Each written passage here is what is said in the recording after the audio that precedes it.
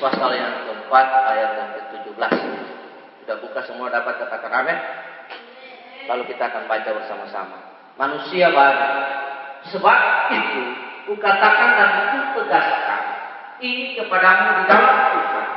Jangan lagi hidup. Jangan hidup lagi sama seperti orang-orang yang tidak mengenal Allah dengan pikirannya yang sia-sia.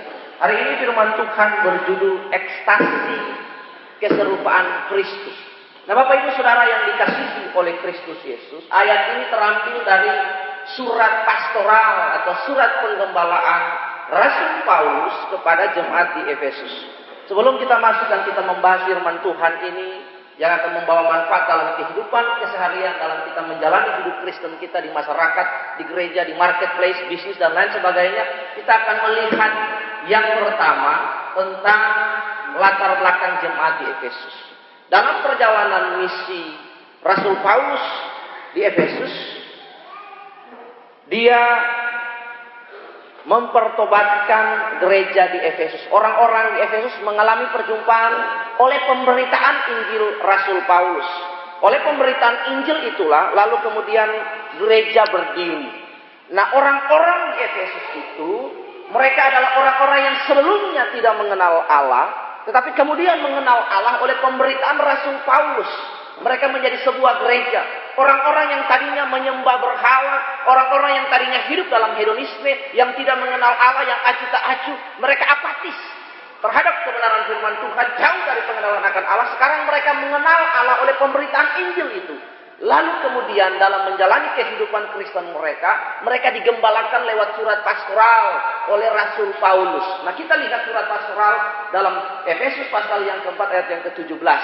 Kota Efesus adalah salah satu kota yang ada di Asia Kecil atau Asia Minor yang penuh dengan penyembahan berhala, berzinahan, percabulan, kemewahan, salah satu kota metropolitan pada abad pertengahan. Nah, Bapak Ibu Saudara yang dikasihi, kita lihat untuk menuntun umat Efesus yang baru bertobat, yang baru terjadi gereja di sana oleh pemberitaan Rasul Paulus. Untuk alasan itulah Rasul Paulus menulis surat pastoral. Dia berkata begini, sebab itu kukatakan dan kutegaskan ini kepadamu di dalam Tuhan. Jangan lagi hidup sama seperti orang-orang yang tidak mengenal Allah dengan pikirannya yang sia-sia. Kata sebab itu artinya ada alasan, ada reason, ada sesuatu hal, ada sebab tertentu sehingga Rasul Paulus berkata, alasan itu yang tadi saya kemukakan di awal, bahwa mereka baru bertobat karena pemberitaan Injil, karena itu mereka dituntun, mereka dididik, saudara. Nah, yang kedua, kukatakan dan kutegaskan. Kita belajar sedikit bahasa Yunani dari kata maturomai yang artinya occurrence di bawah, Bapak Ibu lihat artinya happening, artinya peristiwa insiden. Ini kata benda lebih dari satu kali kejadian dan peristiwa di mana Rasul Paulus mengingatkan mereka. Nah, Bapak Ibu, Rasul Paulus sudah sering mengingatkan mereka berulang-ulang bahwa mereka harus berubah dalam kehidupan Kristennya. Mereka harus berubah menjadi seperti Yesus. Mereka harus menjadi berkat, mereka harus menjadi garam dan terang dalam kehidupan keseharian mereka. Berulang kali Rasul Paulus mendidik mereka tanpa henti, tanpa jemu. Lalu Rasul Paulus kemudian menuliskan sebuah surat kepada mereka. Digunakan kata marturomai, itu artinya berulang kali dia memberitakan firman kepada mereka. Berulang kali dia menegur mereka. Berulang kali dia menggugah hidup mereka supaya mereka berubah. Hidup serupai dengan Kristus. Katakan amin. Nah, saudara lihat yang di sini. Dia berkata jangan hidup lagi. Itu sebuah larangan. Sebuah larangan, sebuah warning. Sama seperti orang-orang yang tidak mengenal Allah dengan pikirannya yang sia-sia. Nah, Bapak Ibu Saudara yang dikasihi oleh Kristus Yesus, kita lihat poin yang pertama, bahwa Rasul Paulus melarang mereka berulang-ulang kali dalam berbagai kesempatan, dalam berbagai peristiwa, yang menyuruh mereka dan mengingatkan mereka untuk tidak bergaul dengan orang-orang yang tidak mengenal Allah. Firman Tuhan berkata dalam Korintus bahwa pergaulan yang buruk merusak kebiasaan yang baik. Roma 12 ayat 1 dan ayat 2 berkata bahwa berubahlah oleh pembaharuan budimu supaya kamu dapat membedakan manakah yang baik dan kehendak Allah. Karena itu Rasul Paulus berkata di situ dengan menggunakan marturomai. ada 3 kata yang sama yang ulang digunakan. Yaitu dia bersaksi, dia testify, saudara lihat. Dia bersaksi bahwa dia sudah menegur mereka berulang-ulang. Kemudian saya lihat di situ kemudian recording, saudara. Dia menggugah mereka, dia merekam kejadian peristiwa itu berulang-ulang. Ada ayat-ayatnya. Nah, yang berikut lagi. Nah, saudara lihat. Yang pertama, balik lagi. Ya. Yang pertama, kenapa dia melarang mereka? Yang pertama, jangan bergaul dengan orang-orang yang tidak mengenal Allah. Ada beberapa alasan orang-orang yang tidak mengenal Allah. Yang pertama adalah pikirannya sia-sia. Orang-orang yang tidak hidup dalam hadirat Tuhan, yang tidak intim dengan Tuhan, yang tidak senang untuk beribadah, yang tidak senang untuk memprioritaskan Tuhan. Yang pertama adalah pikirannya sia-sia. Karena itu Roma berkata bagi jemaat, Rasul Paulus berkata bagi jemaat di Roma, bahwa berubahlah oleh pembaharuan budimu supaya kamu dapat membedakan mana yang baik. Pembaharuan budi berbicara tentang mindset kita, tentang pola pikir kita. Kalau kita bergaul dengan orang yang tidak mengenal Allah, maka yang pertama pola pikir kita akan sama seperti mereka. Kita menjadi sama dengan mereka, kita tidak mengenal Allah. Karena ketika orang bergaul secara intens, dia akan mengalami keserupaan dengan orang yang dia bergaul. Ketika saudara intim dengan Tuhan, ketika saudara bergaul dengan Tuhan, Bapak Ibu saudara yang dikasihi oleh Tuhan Yesus di pagi hari ini, maka saudara akan menyerupai Tuhan. Banyak orang menyembah uang, dia akan sama seperti uang. Maksudnya bukan mukanya sama seperti uang, tapi dia akan mengejar uang. Uang tidak akan kemana-mana, saudara. Uang akan datang ketika kita sungguh-sungguh kita cinta kepada Tuhan seperti doa saya tadi. Berbahagialah orang yang memprioritaskan Allah, yang mencari Allah dan seluruh kebenarannya. Everything will be added into our life. Semua akan ditambahkan kepada kita. Kata ditambahkan artinya ada mini seri berkat. Kalau Bapak Ibu sudah pernah nonton Cinta Fitri, lihat itu Cinta Fitri ada ratusan episode. Itu artinya berkesinambungan, to be continuously dalam kehidupan kita. If we put God in the first, as the first in our life, ketika kita menempatkan Allah sebagai yang pertama dalam kehidupan kita, maka berkat akan mengalir. Itu janji firman Tuhan. Cuman kan kadang-kadang kita tidak bisa membuktikan benar enggak sih Allah. Buktikan dalam keseharian kehidupan kita. Prioritaskan Allah. Karena itu dia menggunakan kata marturomai. Mengapa kita tidak boleh bergaul dengan orang-orang yang tidak mengenal Allah? Sama seperti apa yang Rasul Paulus katakan. Karena kondisi saat itu di Efesus. Orang-orang hidup cabul, orang-orang hidup hedonis, dan lain sebagainya. Karena itu untuk menjauhkan orang-orang yang jemaat yang sudah dimenangkan bagi Kristus, dia melarang mereka, saudara. Tadi saya menggunakan judul khotbahnya adalah ekstasi. Nah, ekstasi adalah sebuah pengalaman orang berjumpa dengan Tuhan di dalam perenungan dan secara spiritualis.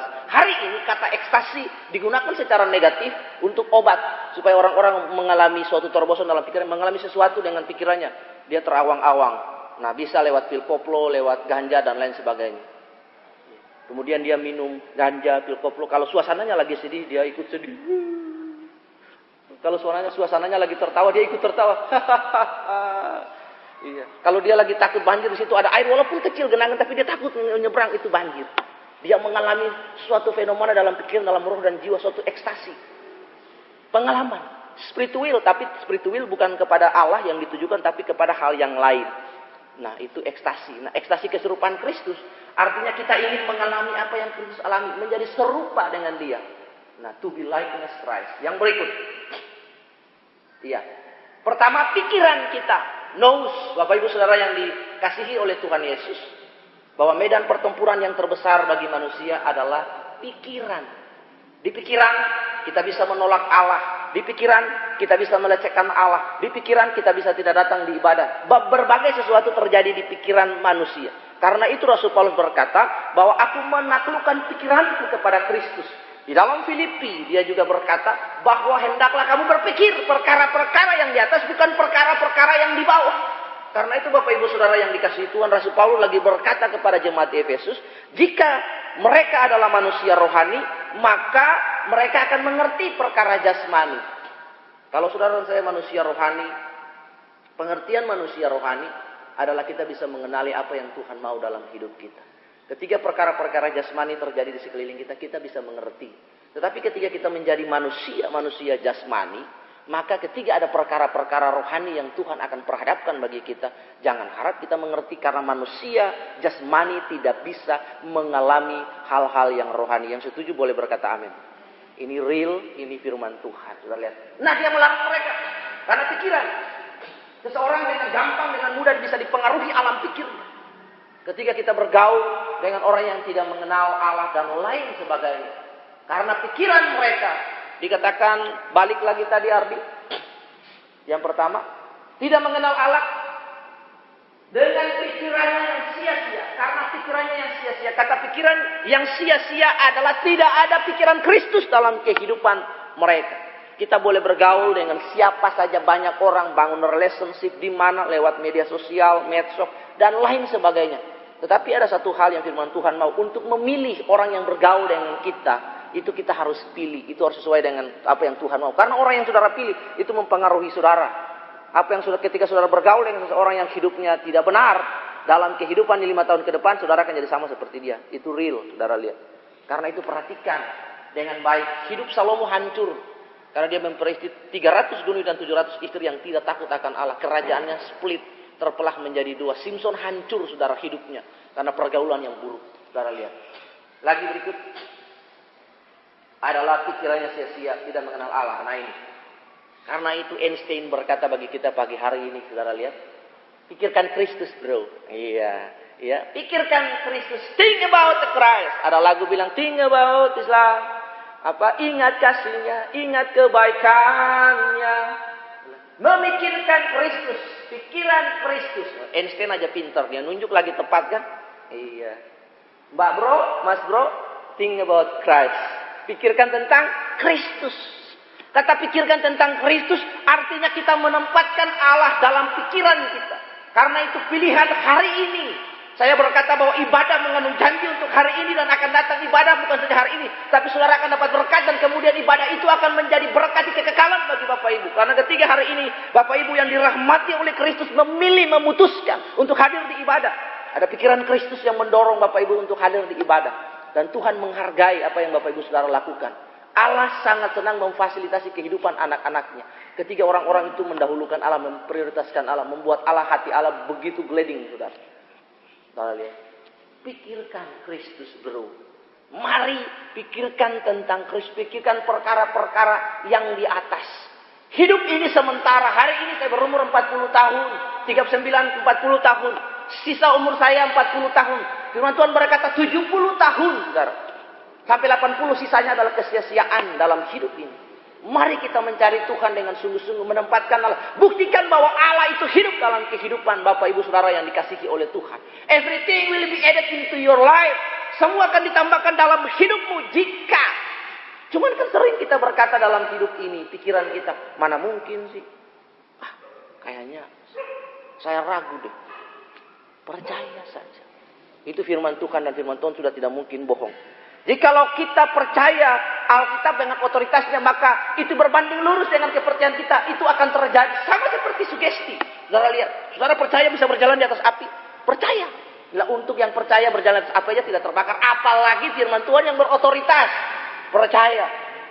Dan lihat hal-hal yang besar akan terjadi dalam hidup kita. Yang pertama, Tuhan melarang saudara dan saya untuk bergaul dengan orang-orang yang pikirannya tidak mengenal Allah. Menjadikan mereka friend.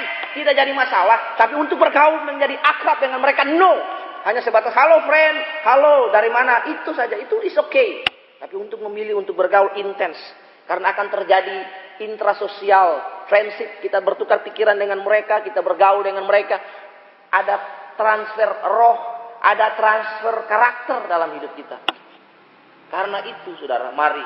Ada satu buku yang paling bagus, Purpose Driven Life. Kalau saudara bisa ambil waktu, bisa baca, itu ada. Itu merubah di perpustakaan ada. Anak-anak di perpustakaan, itu merubah hidup saudara selama 40 hari. Karena itu Tuhan melarang jemaat di Efesus. Dan pengertian imania, dimensinya untuk hari ini kita jemaat di zaman ini, saudara lihat adalah jangan bergaul dengan orang yang tidak memiliki pikiran Kristus. Pikirkan pikiran Kristus, bro. Hari ini di Indonesia, pedofilia terjadi. Orang-orang yang cabul bertebaran di mana-mana. Saudara lihat. Dunia di Indonesia dan Bapak Ibu Saudara yang dikasihi Tuhan, firman Tuhan berkata bahwa semakin hari dunia bertambah buruk, tidak bertambah baik. Siapa bilang bertambah baik? Tidak ada ayat Alkitab yang menjamin bahwa dunia tambah hari tambah baik, tapi tambah buruk. Kalau dunia tambah buruk, justru kita yang harus merubah karakter kita serupa dengan Kristus. Karena itu ada alarm, ada warning, ada peringatan. Ini sebagai bentuk penyertaan Tuhan, kasih Tuhan kepada kita. Karena itu ada warning, ada hukum yang harus kita taati. Ketika kita berjalan di atas hukum Kristus, maka kita aman dalam mengarungi bahtera perahu kehidupan kita. Yang berikut, iya, saudara lihat, dia dipengaruhi, ada malaikat, ada iblis. Setiap hari kita berperang. Nah, kalau firman Tuhan kita tidak isi dalam pikiran kita, dalam roh dan jiwa kita, maka kita mengalami sebuah emptiness. Bapak Ibu Saudara yang dikasihi Tuhan, ketika Tuhan menciptakan saudara dan saya, hanya ada satu kekosongan dalam diri saudara dan saya, yang tidak bisa diisi oleh suami, yang tidak bisa diisi oleh istri, yang tidak bisa diisi oleh uang, oleh apapun. Tapi kekosongan itu, the emptiness itu, hanya bisa diisi oleh Tuhan sebagai pencipta saudara dan saya. Katakan amin. Dia bisa isi. Orang lain tidak bisa memulihkan saudara dan saya sehebat apapun. Mau Mario Teguh saya berkata bahwa Mario Teguh hanya menyeberangkan kebenaran psikologis. Dia merubah orang hari ini nangis dan pikirannya hanya disentil sebentar dengan emosional sedikit, ada psikologinya disentuh dia. Hal yang paling hakiki dalam pikiran, dalam jiwa, dalam rohnya diketik. Dia bergetar sedikit, air mata keluar, setelah keluar dari sini dia lupa. Dia tidak bisa merubah orang. But the truly golden ways is the Bible. Kebenaran Alkitab adalah Tuhan. Firman Tuhan dalam 2 Timotius pasal 3 ayat 16 berkata, "Pasa grafe, theopenitos kai opelimos, pros didas kalian pros epernotosin ten dio kaya sumi." Bahasa Balinya itu ya. Bilang bahwa firman Tuhan merubah kehidupan manusia. Segala tulisan yang diilhamkan Allah adalah kebenaran firman Tuhan yang berotoritas, yang menegur dosa, menyatakan kesalahan, memperbaiki kelakuan manusia. Tidak ada hal apapun yang bisa memperbaiki kehidupan manusia selain daripada Bible, selain daripada Alkitab, otoritas tertinggi, pustaka yang ajaib bagi kita. Karena itu dia berkata, janganlah kamu bergaul dengan orang yang tidak mengenal Allah, yang pikirannya sia-sia. Bapak Ibu, pikiran, di dalam pikiran semua dirancangkan. Karena itu firman Tuhan bilang, rancanganku bukan rancanganmu. Apa yang saudara rancangkan di dalam Yakobus pasal yang ke-5. Orang berencana, saya mau ke kota anu, saya mau ke kota ini, saya mau buka ini, saya mau buka ini, buka ini. Boleh, semua punya rencana. Tapi berdoalah serahkan rencana itu ke Tuhan. Supaya perjalanan hidup kita boleh berhasil di dalam Tuhan Yesus. Yang berikut. Nah, inilah kondisi jemaat Efesus. Mereka, kalau kita baca dalam kisah para rasul, karena surat Efesus adalah surat penggembalaan. Sementara kita para rasul menceritakan perjalanan misi Rasul Paulus yang pertama dan kedua, dan peristiwa pertama kali dia mendarat di Efesus untuk penginjilan. Mereka mengumpulkan ratusan buku-buku sihir, mantra dan tenung kemudian dibakar. Orang-orang ini yang akan mengalami perjumpaan dengan Tuhan. Orang-orang ini yang disebut jemaat Efesus.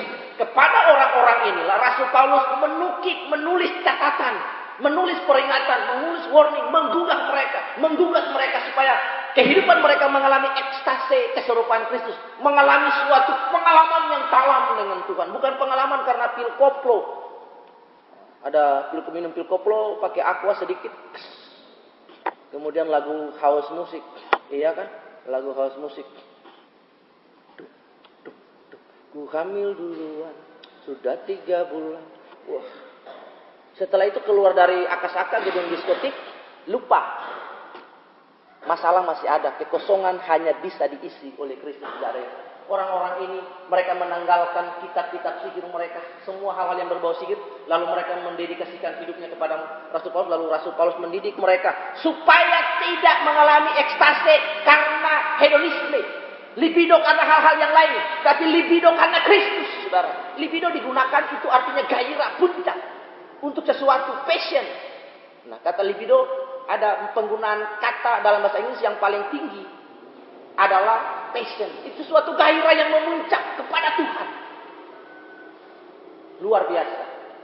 Lagi yang berikut. Iya. Di dalam Tuhan. Kata di dalam Tuhan, dia menggugah orang Efesus dengan jangan bergaul karena mereka tidak di dalam Tuhan. Kata di dalam Tuhan artinya kumpos kuros, supremasi, supreme in authority, dasar legalitas di dalam nama Tuhan Allah untuk menegur dan membangun jemaat di Efesus. Karena itu hari ini saya menggunakan Alkitab untuk menyampaikan kebenaran, untuk membangun Bapak Ibu Saudara yang dikasihi Tuhan. Karena Alkitab adalah dasar otoritas kita semua yang akan mengubah Bapak, Ibu, Saudara, dan saya. Tidak ada hal lain yang bisa merubah firman, yang bisa merubah dan membangun manusia selebih hebat dan selebih baik daripada firman Tuhan. Mau sehebat, sepintar apapun, firman Tuhan lebih unggul dari segala sesuatu. Yang top, golden ways, tidak lebih top daripada kebenaran Alkitab. Karena dia juga ambil dari Alkitab banyak. Yang berikut, Efesus 4 ayat yang ke-8. Poin yang kedua, tadi dibilang pengertiannya, pikirannya yang sia-sia tidak mengenal Allah. Mereka menolak. Yang kedua, pengertiannya yang gelap. Jauh dari hidup persekutuan dengan Allah. Pengertiannya dulu. Pengertiannya yang gelap. Naik lewat satu slide lagi, Ardi. Lagi. Enggak, ke depan. Itu ke belakang. Ya. Iya, ini. Nanti habis itu balik yang mundur lagi ya. Pengertian yang gelap. Kata pengertian artinya dianoia. Nah, pengertian artinya dianoia, saudara lihat. Pengertian artinya pemahaman, paradigma, saudara dan saya tentang Kristus. Nah, orang-orang yang tidak menetapkan Kristus benar-benar menjadi fondasi di dalam kehidupannya, berarti dia tidak kuat, dia tidak punya pengertian tentang ibadah. Orang-orang yang tidak mau memprioritaskan ibadah Tuhan dalam kehidupan keseharian mereka mengandalkan Tuhan karena pengertiannya yang dangkal. Mereka tidak menempatkan Allah menjadi foundation, menjadi substance, menjadi dasar kehidupannya. Firman Tuhan berkata kalau kita percaya Kristus, kita meletakkan Kristus menjadi batu penjuru dalam kehidupan kita. Bapak Ibu lihat fondasi bangunan gedung gereja ini. Bentuknya apa? Bentuknya kotak persegi panjang. Kalau tidak salah, sejaran genjang ini. Lurus sampai di sana kotak. Fondasinya dasarnya seperti ini, kotak panjang. Nah bangunannya pun diikuti seperti ini. Tidak bisa bangunannya lebar ke sana sementara fondasinya lari ke barat, ke timur barat. Artinya kalau kita mau menetapkan Kristus menjadi kehidupan kita, biarlah hidup kita dibangun di atas fondasi itu, di atas Kristus. Dianoia. Dianoia artinya tanpa kebenaran, without truly. Kebenaran artinya diokaiosume. Dianoia. Bapak lihat, pikiran yang dalam, saudara. Disposition dengan kebenaran, saudara. Bertentangan dengan kebenaran, pengertian yang gelap. Tanpa kebenaran di dalam hidup. Jikalau kita tidak memiliki kebenaran tentang Tuhan itu di dalam kehidupan kita, maka pengertian kita tentang mengikuti Yesus itu menjadi dangkal. Orang ikut Tuhan itu harus benar-benar gila. Orang ikut Tuhan itu harus benar-benar sungguh-sungguh. Karena kalau kita ikut Tuhan kita harus bayar harga, men. Nggak bisa ikut Tuhan begitu-begitu saja. Ikut Tuhan hari Minggu, gue mau ke hari Minggu, yang penting gue udah berikan perpuluhan ke gembala. Sudah hadir di ibadah Jumat, ibadah Minggu, ya sudah stop sampai situ aja. Nah, seperti itu. Kita harus menyangkal keinginan mata kita. Hal-hal yang menjadi berhala dalam hidup kita. Menyangkal keinginan daging kita. Menyangkal segala sesuatu dalam hidup ikut Yesus. Orang-orang yang ikut Yesus itu bukan orang sembarangan. Kita nggak sekedar saya percaya Tuhan. Ya iblis juga percaya, bahkan takut dan gemetar. Ikut Tuhan, dia bayar harga. Keinginan-keinginan kita, dosa-dosa kita ditanggalkan. Nah, lihat. Ini. Dianoia. Dari dianoia ada 3 kata yang akar kata untuk menjelaskan tentang ketidakbenaran. Dianoia, diakaiosume, kemudian metanoia. Metanoia orang yang mengalami pencerahan tentang kebenaran. Great, luar biasa. Nah, kita lihat. Ini mindmapnya. Kita lahir. Mazmur 139 ayat 14 berkata, kejadianku dahsyat dan ajaib. Kita diciptakan oleh Allah untuk satu tujuan, satu destiny. Hidup bagi kemuliaan Allah. Dimanapun kita bekerja, tidak semua orang harus jadi pendeta, tidak semua orang harus melayani. Tapi firman Tuhan berkata tidak ada bedanya antara orang yang melayani di mimbar dan yang bekerja di luar di marketplace. Yang membuat kita berbeda adalah kudus. Kalaupun toh pendeta berbicara di mimbar, tapi kalau dia pikirannya cabul, durno dan lain sebagainya, tidak pakai. Tapi kalau orang yang bekerja di marketplace, dia bekerja dengan jujur, integritas jujur, kerja tepat waktu, benar-benar jujur, bayar gaji karyawan dengan baik dan lain sebagainya, dia kudus. Dan orang yang paling kudus di pemerintahan hari ini adalah Ahok. Bahkan kalau bilang jujur dia lebih kudus dari pendeta. Kerja tepat waktu, jam 6 pagi men, udah hadir di kantor. Luar biasa. Seberapa banyak kita menghancurkan Yesus di marketplace. Lihat. Karena kita diciptakan oleh Tuhan, kita berasal dari Dia. Kita harus hidup bagi Dia. Perhatikan yang di bawah.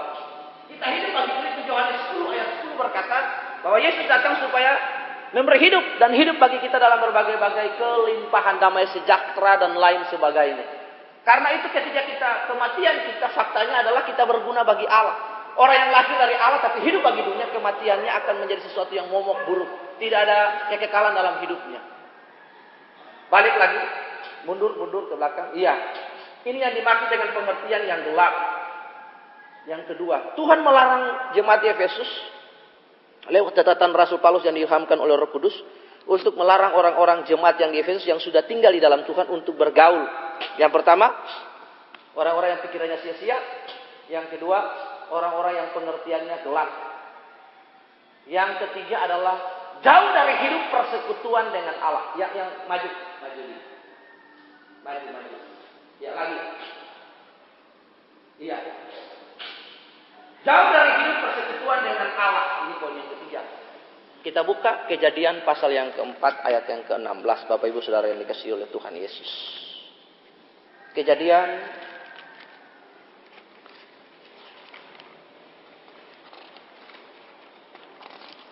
pasal yang keempat ayat yang ke-16. Bapak Ibu bisa lihat juga dalam Yunus pasal 1 ayat yang ke-3. Saya baca bagi kita semua. Lalu Kain pergi dari hadapan Tuhan dan ia menetap di tanah Nod di sebelah timur Eden. Kata Kain keluar dari hadirat Allah itu menggunakan bahasa Inggris get away from the presence of the Lord. Kain lari dari hadapan Allah. Dia keluar dari hadapan Allah. Kalau saudara lihat ada Intel, gambar Intel Inside, itu artinya semua produk yang dibangun Microsoft itu di dalam Intel Inside itu. Inside Christ, saudara yang saya di dalam Kristus. Saudara mau susah, mau senang, mau bahagia dan lain apapun, tetap tinggal di dalam Kristus. Firman Tuhan berkata, di luar Kristus kamu tidak bisa berbuat apa-apa. Karena itu Yeremia pasal yang ke-17 ayat yang ke-5 berkata, terkutuklah orang yang mengandalkan kekuatan manusianya sendiri. Dia lari dari hadapan Tuhan. Dia hidup. Kain itu hidup di luar hadirat Allah. Karena itu dia tidak diberkati. Dia dikasih tanda. Itu kutuk bagi dia. Seharusnya ada anugerah bagi dia. Dia bisa datang minta maaf, minta ampun sama Tuhan. Karena Tuhan Maha Pengampun. Dia bisa diampuni. Dia bisa terima anugerah itu lagi. Dia bisa dirangkul oleh Bapa, oleh Allah itu lagi. Tetapi dia memilih, memutuskan bertindak. Karena itu kita harus memilih, memutuskan bertindak di dalam Tuhan. Dia memilih keluar dari hadirat Allah. Dan Bapak Ibu Saudara tahu orang-orang yang keluar dari hadirat Allah itu there's no blessing for them. Tidak ada berkat bagi mereka. Bapak Ibu lihat lagi di dalam Yunus pasal 1 ayat yang ketiga, ini sebuah contoh yang sederhana. Yunus pasal 1 ayat yang ketiga, tetapi Yunus memilih melarikan diri dari hadapan Allah. Hadirat Allah artinya kehadiratan Allah, the presence of the Lord. Itu pengertian hadirat Allah, artinya kehadiran Allah. Jadi Allah hadir. Firman Tuhan berkata, hari ini di mana 2 dan 3 orang berkumpul, aku hadir, menyatakan hatiku, maksudku, kehendak, tujuanku. Dia hadir, Bapak Ibu Saudara yang kasih oleh Tuhan. Dia lari dari hadirat Allah. Kenapa Allah melarang kita untuk jangan bergaul dengan orang-orang yang hidup jauh dari hidup persekutuan dengan Allah? Karena firman Tuhan berkata dalam 1 Korintus pasal 1 ayat yang ke-9. Mari kita baca sama-sama. Bapak Ibu Saudara yang dikasihi Tuhan Yesus. 1 Korintus pasal 1 ayat yang ke-9. Saya baca buat kita, tapi saudara juga boleh cari di situ. Allah yang memanggil kamu kepada persekutuan dengan anaknya, Yesus Kristus. Tuhan kita setia. Allah memanggil kita. Allah memanggil saudara dan saya untuk bersekutu dengan dia, intim dengan dia. Lewat kita percaya kepada Tuhan. Karena itu, di dalam pertama Petrus pasal yang kedua ayat yang ke-9, Tuhan berkata begini Bapak Ibu Saudara yang dikasihi oleh Tuhan. Tetapi kamulah bangsa yang kudus, umat kepunyaan Allah. Kamu dipanggil dari gelap kepada terang. Kita bukan siapa-siapa. Di Bali daging babi lebih berharga dari kita. Kalau kita mati dikuburkan, tidak dipakai tubuh kita. Tapi kita begitu berharga, kita ditebus oleh Tuhan, kita ditebus oleh Allah. Karena itu dia memanggil kita untuk kita bersekutu dengan dia, kita intim dengan dia. Memiliki keintiman dengan Tuhan. Bersekutu dengan dia, berfellowship dengan dia. Lewat pujian penyembahan untuk membangun mesbah, sate saat teduh, perenungan. Karena itu bangun pagi, usahakanlah untuk lebih dulu menyapa Tuhan. Selamat pagi Roh Kudus, seperti bukunya Benny Hinn. Tuhan itu senang memfasilitasi kehidupan anak-anaknya jika hatinya disenangkan bagi Tuhan. Dia Eka di BB Agung sana, pagi-pagi, bangun pagi, belum sikat gigi, kotoran masih di mata, nguap juga bau. Tapi selamat pagi Bapak, iya kan? Kemudian berkata, menyenangkanmu, senangkanmu, hanya itu kerinduanku. Tiba-tiba Tuhan kaget di sorga. Dia panggil malaikat, Kat, sini Kat. Sopo sing nyanyikan. Oh, Bapak, itu Eka. Ya, ambil berkat timpuk. Tuhan kasih berkat. Nah, kalau enggak nyanyi gimana? Enggak muji Tuhan. Karena itu mari kita belajar untuk menggugah hatinya Bapak. Tuhan itu senang kalau hatinya disenangkan. Katakan amin. Ya, kalau hati Bapaknya enggak disenangkan, mana mungkin kasih duit. Yang jadi anak bandel, anak nakal, enggak mungkin. Anak-anak batu penjuru ya, anak-anak panti asuhan dengar. Enggak mungkin dikasih. Senangkanlah hati Bapamu. Senangkan. Kalau sudah senangkan, ntar dikasih uang sangu. Iya. Tapi kalau malas, enggak nyapu, enggak kerja bandel, sopo sing kasih duit. Enggak ada. Nah, itu lihat, senangkan hati Tuhan. Yang ketiga, yang keempat adalah karena kebodohan yang ada di dalam mereka. Orang yang bodoh itu bukan orang yang sekolah. Bukan orang yang enggak sekolah, semua sekolah. Perhatikan Akil Mokhtar. Ini tuh sarjana di belakang itu deretan semua tuh gelarnya. Profesor, doktor, insinyur segala macam. MH, master hukum segala macam. Orang saya cuma S4, SD, SMP, SMA. Si Pahelut lagi marga saya. S-nya berapa itu? Ya toh, SD, SMP, SMA. Si Pahilutnya S-nya 4. Dia sudah S-nya banyak, saudara lihat. Orang yang bodoh artinya bukan orang yang enggak sekolah. Tapi orang yang tahu tentang Allah, tapi yang tahu tentang kebenaran, tapi dia memilih untuk tidak melakukan kebenaran. Dan banyak orang-orang di sekeliling kita memiliki kebodohan dalam hidup. Mereka sadar, mereka tahu tentang Allah. Mereka Kristen. Mereka tidak pintar secara rohani. Karena itu Tuhan juga berkata, jauhilah mereka. Ada satu perumpamaan yang dikemukakan cukup bagus oleh John Maxwell dalam pengajaran leadership kepemimpinan Alkitabiah. Saya kasih nama aja garpu. Di Amerika atau di Eropa itu setiap rumah itu minimal paling banter itu ada, mereka punya corong untuk api, untuk pemanasan di ruang tamu itu. Jadi mereka taruh kayu kumpul untuk penghangat gitu. Jadi potongan-potongan kayu bara-bara itu jadi nanti corobongnya keluar.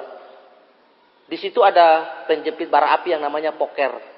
Kalau saudara bergaul, poker itu diambil potongan kayu lalu ditaruh situ. Nah, kemudian colokan itu yang namanya poker garpu itu ditaruh di tempat api, ada pegangannya dari kayu, jadi nggak panas, sudah diatur. Kalau kita bergaul, maksudnya kalau saudara bergaul dengan orang yang panas, saudara akan jadi panas. Saudara bergaul dengan orang yang benar, saudara akan menjadi benar. Saudara bergaul dengan kebenaran, saudara akan dimerdekakan oleh kebenaran. Saudara bergaul dengan orang yang suka bekerja, saudara akan rajin bekerja. Saudara bergaul dengan orang yang mantap, saudara akan jadi mantap dalam hidup ini. Yang kelima, singkat saja. Dan karena kedegilan hati mereka. Tadi ada satu, pikirannya sia-sia, pengertiannya jauh dari Tuhan. Kemudian, tanpa persekutuan dengan Allah, without God, we are nothing, Bapak Ibu yang dikasihi Tuhan. Kemudian yang kelima, karena kedegilan hati mereka. Itu sudah degil itu. Pokoknya, orang Jawa Timur bilang, wis pokoknya orang Tuhan-Tuhanan lah. Kalau raupo-opo enggak apa-apa. Bagus. Itu karena lembut sama Jokowi. Nah, tapi kalau Tuhanan-Tuhanan, enggak pakai Tuhan-Tuhanan, itu parah. Saudara lihat. Karena kedegilan hati mereka. Karena itu Tuhan melarang. Hatinya degil. Sudah enggak bisa diatur. Sudah. Wis pokoknya enggak usah urus. Enggak pakai acara Tuhan-Tuhanan. Saudara. Hatinya degil, dia hidup hanya untuk dirinya sendiri. Dia datang ke gereja hanya supaya orang tahu, oh iya, dia beragama. Dia punya KTP supaya orang tahu, memang dia beragama, ritual. Hatinya degil, sudah tidak mau diatur oleh Bapa, oleh Tuhan. Kalau hidup ini diatur oleh Tuhan, diarahkan, dibimbing oleh Tuhan, betapa manisnya hidup itu. Karena Roh Kudus tuntun kita untuk hal-hal yang baik. Ada hal-hal mujizat-mujizat yang akan terjadi. Ada mini seri mini serial mujizat akan terjadi dalam kehidupan kita. Kalau benar-benar kita dipimpin, kita dibimbing, kita diarahkan oleh Tuhan. Yang berikut adalah ayat 19. Yang terakhir, perasaan mereka telah tumpul. Contoh Nabal, contoh Kain, contoh Gehasi, contoh Akan, Ananias dan Safira. Contoh hati mereka tuh jadi degil, saudara lihat. Perasaan mereka tumpul. Tidak ada lagi rasa sensitivitas akan kebenaran firman Tuhan. Hati nurani itu mati kalau mau buat dosa. Di dalam diri kita Tuhan taruh yang namanya conscience atau hati nurani. Ada alarm. Saudara semua kita pernah mengalami dari yang umur sudah ada akil balik. Itu tetap ada kesadaran akan baik dan buruk. Tiba-tiba mau buat dosa kayak tadi. Ada malaikat di kiri. Ting, ting. Setan di kanan gitu. Ada duk-dak.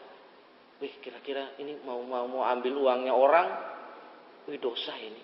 Dikasih tahu dalam hati. Wih, enggak. Ambil enggak.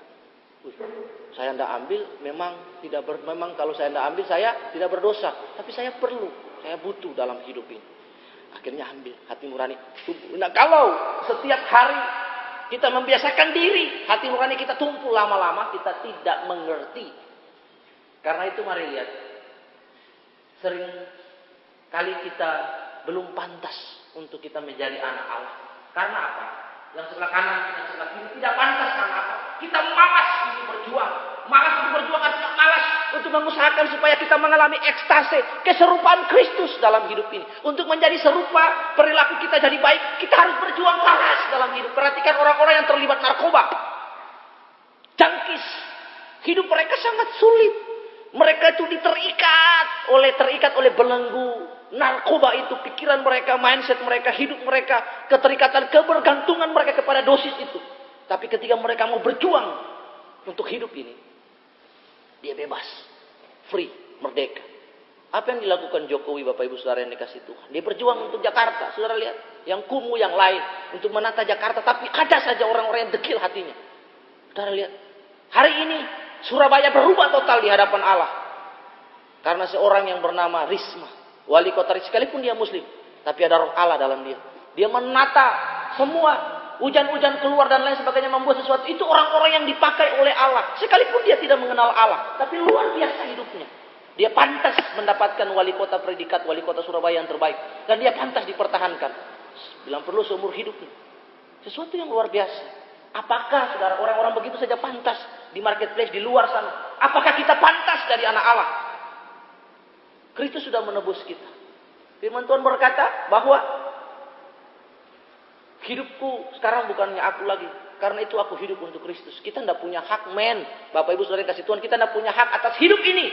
Karena Tuhan sudah beli kita dan harganya dibayar lunas. Kalau Tuhan sudah beli saudara dan saya dari dosa, saudara punya hak apa untuk mengatur hidup saudara? Tidak, bukan? Biarkan Roh Kudus memimpin saudara. Biarkanlah kebenaran firman Tuhan memimpin saudara. Biarkanlah firman Tuhan dari mimbar ini menuntun saudara. Baca Alkitab, biar Roh Allah menuntun, mengatur hidup saudara. Karena saudara tidak punya hak untuk mengatur hidup. Saudara sudah dibeli, dibayar lunas. Di atas kayu salib perkataan yang terakhir Tuhan berkata, tetelestai. Artinya selesai. Finish. Saudara tidak punya hak lagi atas hidup ini. Itu yang Tuhan mau. Saudara lihat yang berikut. Kita masih berkodrat dosa. Karena itu Rasul Paulus berkata, jangan bergaul dengan mereka sudah. Stop bergaul dengan mereka. Putus hubungan dengan nyamuk. Saudara lihat. Kodrat dosa. Karena apa? Rasul Paulus tahu bahwa mereka tinggal di Efesus. Orang-orang yang hidup dalam dosa, bercabul. Nah, ada salah satu patung terbesar di Asia Tenggara yang di Asia Timur waktu itu. Atau Asia Minor. Di Efesus lah. Dibangun kuil Aphrodite. Aphrodite di dalam Yunani disebut Aphrodite, tapi di Romawi, di kerajaan Roma, namanya bukan Aphrodite, itu Dewi Cinta, Dewi Pelacuran. Tapi namanya di Romawi adalah Dewi Artemis. Patung yang tinggi besar itu di Asia Tenggara, dan semua bisa lihat kalau saudara waktu itu patungnya sama seperti patung Yesus Kristus di Brasil. Nah, di patung itu ditempel itu minta maaf, itu payudaranya perempuan kiri kanan sampai sepenuh muka. Dan ada juga laki-laki punya kemaluan satu barang semua. Dan pelacur bakti. Setiap orang yang beribadah di patung Artemis itu melacurkan dirinya. Ada pelacur bakti. Ada ratusan pendeta perempuan yang siap untuk ditiduri oleh laki-laki. Penyembahan berhala benar-benar terjadi di Efesus. Karena itu Rasul Paulus melarang. Mari, Rasul Paulus mengajak mereka, mari memiliki ekstase Kristus. Kita mabuk kebenaran. Kita dimabukkan oleh kebenaran, mengalami pengalaman yang luar biasa. Bukan dimabukkan oleh pil koplo atau hal-hal dari dunia ini. Itu yang Tuhan mau, ekstase keserupaan Kristus, mengalami Kristus. Saudara lihat, tak berubah, buta terhadap kebenaran. Karena itu orang-orang yang begini belum pantas disebut sebagai anak Allah. Yang pantas adalah ketika kita mendengarkan firman Tuhan, kita merespon dengan baik. Kita mau dimuridkan, kita mau berjuang, kita berkarakter ilahi. Kita kehilangan hidup. Kehilangan hidup artinya Bapak Ibu, dalam hidup ini, kalau kita mau ikut Yesus, kita melepaskan segala sesuatu yang ada belakang kita. Melepaskan hobi kita. Gara-gara hobi, orang tidak beribadah. Gara-gara pekerjaan, sama, orang tidak beribadah. Lihat hal yang lain, kehilangan hidup. Firman Tuhan berkata, jikalau kamu membayar harga dan kehilangan semuanya, kamu akan mendapatkan semuanya. Bukan berarti kehilangan pekerjaan, lalu besok enggak. Maksudnya Tuhan itu prioritas. Maksudnya Tuhan, let's put God as the first into your life. So everything will be added into your life. Buktikan. Ini kebenaran. Yang berikut. Karena itu, kita harus menata tata laksana kehidupan kita yang indah.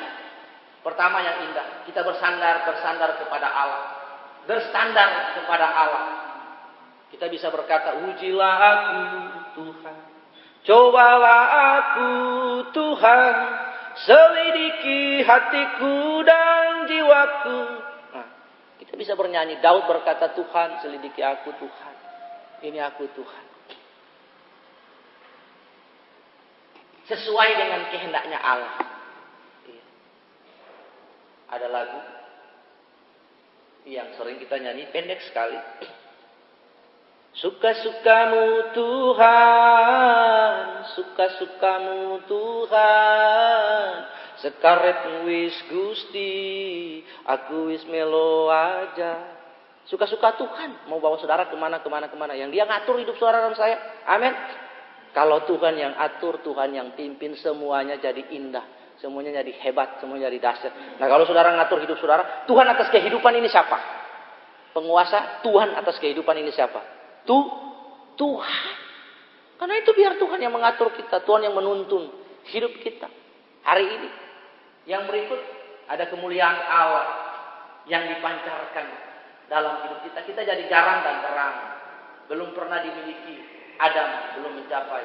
Tetapi yang rusak adalah karena dosa. Contoh bentuknya Habel dibunuh. Tak memuliakan Allah. Tata kehidupan yang rusak. Tak memuliakan Allah. Manusia yang berkuasa dalam hidup yang berkuasa. Wis pokoknya ini urusan pekerjaan saya. Tuhan tidak boleh ngatur. Nah gitu coba. Lihat. Yang berikut. Penyucian oleh kebenaran. Karena itu Tuhan mau kita disucikan oleh kebenaran. Yang pertama. Yang menerima proses. Kita bersihkan pikiran kita sesuai dengan kebenaran firman Tuhan. Kan tadi sudah dilarang ya. Dilarang, jangan bergaul dengan orang ini karena pikirannya sia-sia. Pengertian yang dangkal. Dibersihkan pikiran kita dengan firman-Nya. Sangat panjang. Kita bertahap, kontinu, perlu bertekun. Kita berlomba. Penyucian oleh kebenaran, kemuliaannya akan terlihat dalam kita. Kita akan dimerdekakan. Tapi yang menolak, dia terikat dosa. Iya, terikat dosa. Dikejar dunia. Senangkan telinga, guru palsu, menolak kebenaran, maka hati yang gelap semakin sesat. Saudara lihat. Itulah, saudara lihat. Hari ini perselingkuhan, hal-hal yang lain terjadi banyak sekali. Ada lagu. Ku coba bertahan, mendampingi suami orang. Ya enggak cocok. Ya memang enggak bisa bertahan. Nah itu suaminya suami orang. Ya enggak connect kalau suami istri sendiri bertahan, ya karena memang jodoh. Iya kan? Ku coba bertahan mendampingi istri orang. Walau kadangkala tak seiring jalan. Ya bagaimana mau sama? Bojoy orang, istrinya orang. Lihat. Yang berikut,